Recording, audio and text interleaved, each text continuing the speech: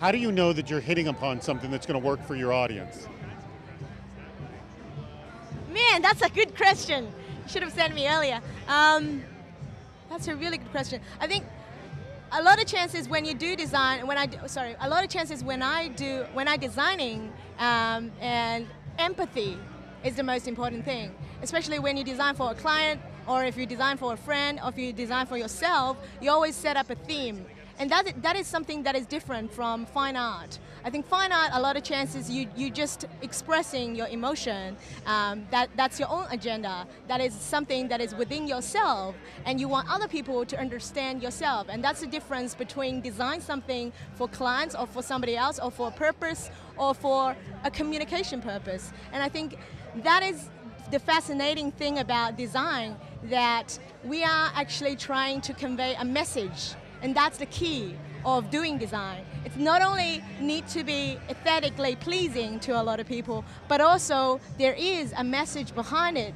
And I think for me, what really excites me is I'm not only translating the message in a verbal way, but also using visual to interpret certain idea, and triggers people, see the image and associate an emotion or associate the response towards the image. For example, we have the South by Southwest Big Bag, which is the whack-a-mole. When you look at the South by Southwest whack-a-mole image, it's interactive because whack-a-mole, the game itself, it's old school, but also it is an interactive game.